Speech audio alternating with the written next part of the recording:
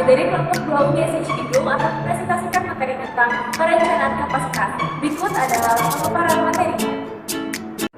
Perkenalkan, nama saya Insira Maharani. Saya akan menjelaskan tentang definisi perencanaan kapasitas.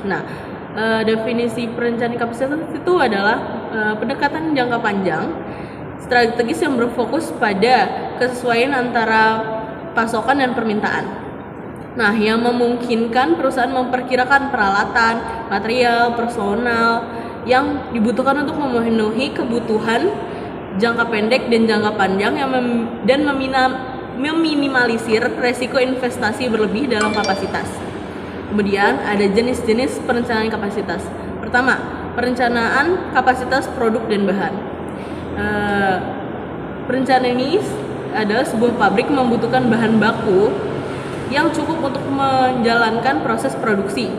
Misalnya, contohnya itu pembibitan tanaman, terus pembibitan tanaman itu membutuhkan bunga, terus pohon, semak, benih, dan tanah yang cukup untuk memenuhi permintaan pelanggannya.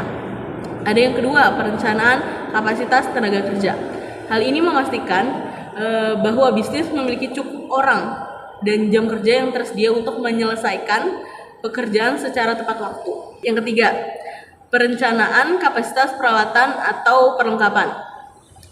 Hal ini itu bertujuan untuk menganalisis data jumlah alat dan peralatan lain yang dibutuhkan untuk memenuhi permintaan yang diproyeksikan.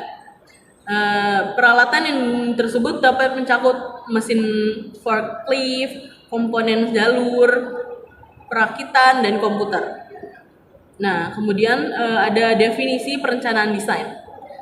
Definisi perencanaan desain itu merupakan output maksimum sistem secara teoritis pada suatu periode waktu tertentu dengan kondisi ideal. Kapasitas desain biasanya dinyatakan dalam tingkat tertentu seperti jumlah bahan baku yang dapat kita produksi setiap minggu, bulan, maupun setiap hari. Contohnya seperti jumlah tempat tidur di rumah sakit ataupun ukuran ruang kelas dalam sekolah. Kemudian ada kapasitas output. Kapasitas output ini merupakan kemampuan suatu sistem atau perangkat yang menghasilkan atau menyediakan output dalam jumlah tertentu. Berikut contohnya akan dijelaskan oleh teman saya, yaitu Siska Andini.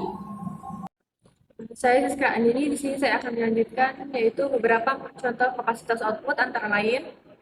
Yang pertama ada kapasitas produksi pabrik, yang kedua adalah kapasitas pembangkit listrik, yang ketiga kapasitas penyimpanan data, yang keempat ada kapasitas pengolahan data, dan yang terakhir yaitu yang kelima kapasitas transportasi. Adapun kapasitas efektif, yaitu kapasitas efektif adalah kapasitas yang diharapkan dapat dicapai dengan keterbatasan operasi. Kapasitas efektif biasanya lebih rendah daripada kapasitas desain yang karena fasilitas yang ada mungkin telah dirancang untuk versi produk yang sebelumnya atau bauran produk yang berbeda daripada yang saat ini sedang diproduksi. Hal ini umumnya terjadi pada perusahaan besar, di mana kapasitas efektifnya lebih kecil daripada kapasitas desain, karena perusahaan besar lebih fokus pada produksi dengan backup fasilitas dan bahan baku yang melimpah. Namun, hal berbeda dengan terjadi pada usaha kecil dan menengah atau UMKM, di mana kapasitas efektif lebih besar daripada kapasitas desain. Yang selanjutnya yaitu kapasitas produksi, merupakan hasil produksi maksimum yang dapat diproduksi atau dihasilkan dalam satuan waktu tertentu. Yang pertama yaitu kapasitas berlebih, hasil produksi yang secara keseluruhan yang lebih besar dari kebutuhan atau demand, sehingga ada produksi yang tidak terserap oleh pasar. Yang kedua, kapasitas kurang, permintaan yang lebih besar dari produksi yang dihasilkan, sehingga terbuka investasi untuk produk yang dibutuhkan. Yang ketiga, ada kapasitas normal, titik keseimbangan antara produk yang dihasilkan dengan permintaan pasar. Yang keempat yaitu kapasitas penuh, kapasitas yang mendekati kapasitas rancangan atau desain capacity. Yang kelima ada kapasitas efektif, kapasitas yang dicapai oleh sebuah sistem atau fasilitas dalam kondisi keterbatasan yang dimiliki. Selanjutnya akan dilanjutkan oleh Roma Ulna Syahmbing. Perkenalkan, nama saya Roma Ulna Syahmbing akan melanjutkan presentasi. Kapasitas produksi. Yang pertama, utilitas. Presentasi dari kapasitas yang dihasilkan dibandingkan dengan kapasitas rancangan. Utilitas sama dengan output aktual per kapasitas desain. Yang kedua, efisiensi. Perbandingan antara kapasitas yang dihasilkan dengan kapasitas efektif, yaitu efisiensi sama dengan output aktual per kapasitas efektif. Selanjutnya, 4 pertimbangan khusus bagi keputusan kapasitas yang baik. Yang pertama, ramalan permintaannya secara akurat adalah sebuah peramalan yang akurat merupakan hal yang paling pokok bagi keputusan kapasitas. Yang kedua, memahami teknologi dan peningkatan kapasitas. Jumlah alternatif yang tersedia, keputusan teknologinya dapat dipacu dengan analisis biaya, kebutuhan sumber daya manusia, kualitas, dan kehandalan. Yang ketiga, temukan tingkat operasi atau volume yang optimal. Teknologi dari peningkatan kapasitas kerap menentukan ukuran optimal sebuah fasilitas. Yang keempat, dibuat untuk perubahan. Dalam dunia bisnis yang dinamis, perubahan tidak dapat diabaikan. Selanjutnya akan dilanjutkan oleh teman saya, Dia. Perkenalkan, nama saya Dia. Saya itu tentang mengelola permintaan. Yang pertama yaitu permintaan melebihi kapasitas. Batas permintaan dengan menaikkan harga dan membuat penjawatan dengan lead time yang panjang meningkatkan kapasitas. Yang kedua yaitu kapasitas melebihi permintaan. Pelaksanaan permintaan dengan pengurangan harga pemasaran agresif. Yang ketiga yaitu penyesuaian pada permintaan, musiman teknik untuk menyesuaikan kapasitas dengan permintaan. Yang pertama yaitu ada mengubah staf, kemudian yang kedua yaitu memperbaiki metode, yang ketiga mendesain ulang produk, yang keempat yaitu menyesuaikan peralatan dan proses. Kemudian yaitu selanjutnya yaitu perencanaan kapasitas dan investasi.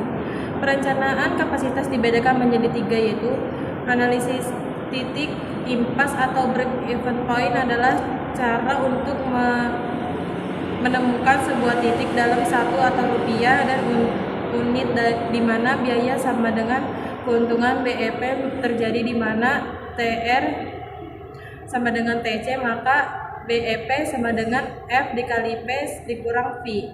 Yang kedua yaitu pohon keputusan adalah cara mengidentifikasi alternatif dan beragam keadaan atau permintaan masa depan atau kondisi yang disukai pasar.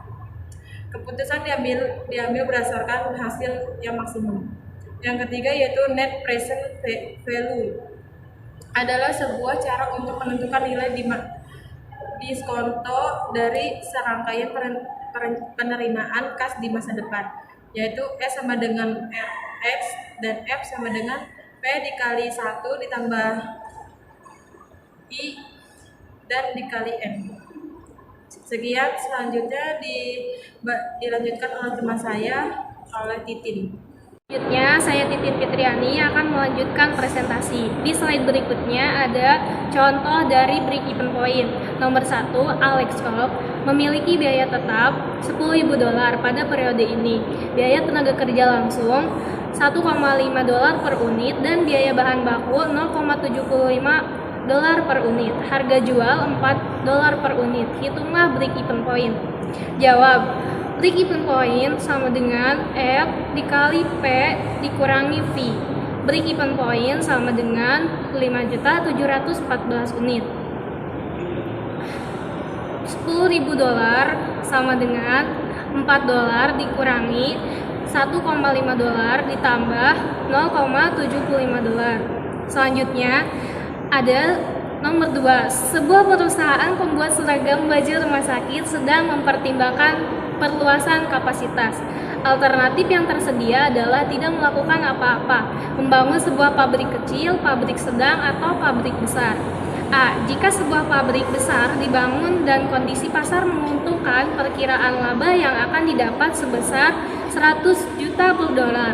Namun, jika pasar tidak menguntungkan, akan menghabiskan kerugian $90.000. B. Jika sebuah pabrik sedang dibangun, akan menghasilkan laba $60.000 per dolar dengan kondisi pasar menguntungkan dan menghasilkan kerugian $10.000 saat pasar tidak menguntungkan. C. Jika pabrik kecil akan menghasilkan laba $40.000 pada kondisi pasar menguntungkan dan merugi $5.000 di saat pasar tidak menguntungkan. Penelitian pasar ini mengidentifikasi terdapat kemungkinan 0,4 pasar menguntungkan dan 0,6 pasar tidak menguntungkan. Dengan informasi tersebut, maka sebaiknya alternatif yang dipilih adalah jawab. Nomor A, IMP pabrik besar sama dengan 0,4 dikali $100.000 ditambah 0,6 dikali negatif $90.000 sama dengan negatif $14.000.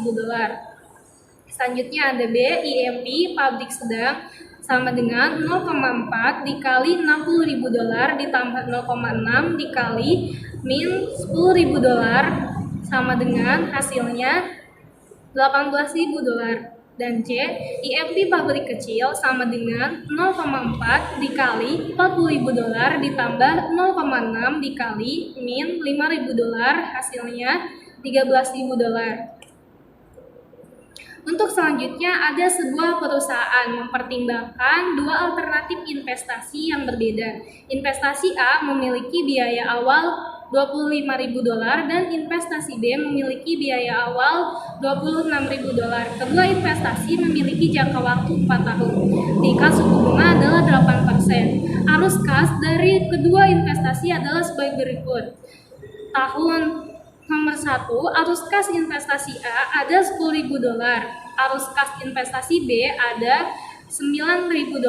Faktor present value pada 8% adalah 0,926. Selanjutnya ada nomor 2, yaitu arus kas investasi A 9.000, arus kas investasi B 9.000, dan faktor present value pada 8% yaitu 0,857. Nomor 3 yaitu 8.000, arus kas investasi B 9.000, dan faktor present value pada 8% 0,794. Nomor 4, arus kas investasi A pada tahun keempat ada 7.000, arus kas investasi B ada 9.000, dan faktor present value pada 8% ada 0,735. Investasi manakah yang lebih menarik? Pada tahun ke-1 ada investasi A yaitu 9.260 sama dengan 0,926 dikali 10.000. Tahun kedua investasi A ada 7.713 sama dengan 0,8507 dikali 9.000, dan tahun ketiga ada 6.352 sama dengan 0,794 dikali 8.000, dan tahun keempat ada 5.145 sama dengan 0,735 dikali 7.000. Total dari investasi A ada 28.470, investasi awal 25.000, dan net present value 3.470.